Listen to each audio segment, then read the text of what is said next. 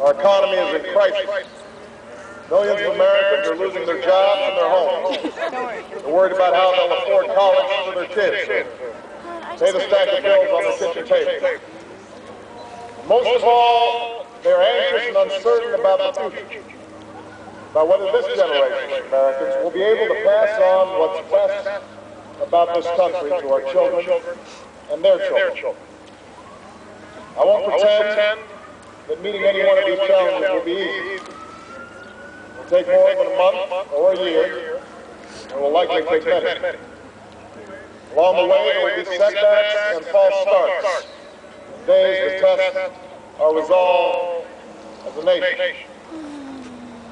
But despite all this, despite the enormity of the task that lies ahead, I stand here today as hopeful as ever that the United States of America will renew, that it will prevail, that the dream of our country will live on in our earth.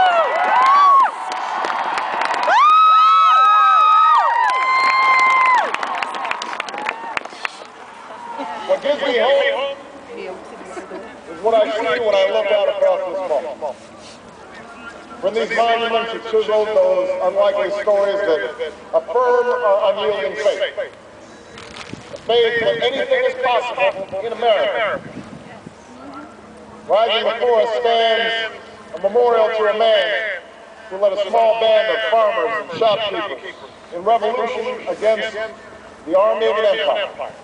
All for the sake of an idea. On the ground below is a tribute to a generation that withstood war and depression.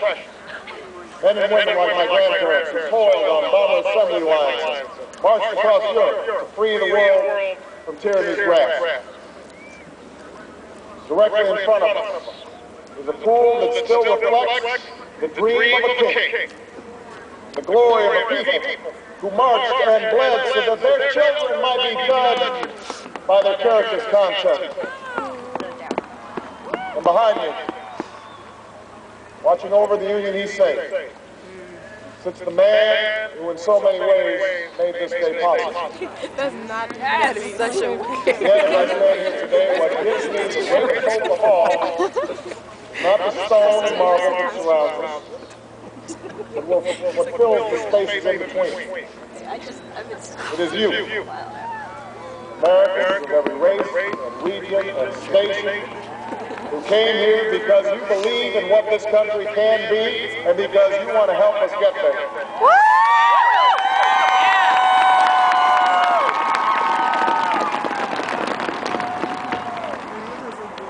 The same thing that gave me hope from the day we began this campaign for the presidency nearly 2 years ago.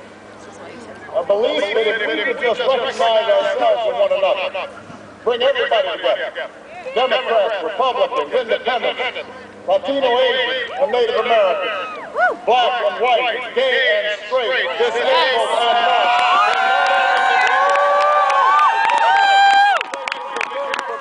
maybe, just maybe, we might perfect our union in the process. This is what I believe. But you made this belief real. You proved once more that people who love this country can change. And as I prepare to assume the presidency, yours are the voices I will take with me every day when I walk into that Oval Office. The voices of men and women who have different stories, but hold common hopes. Who ask only for what was promised us as Americans, that we might make of our lives what we will, and see our children climb higher than we did.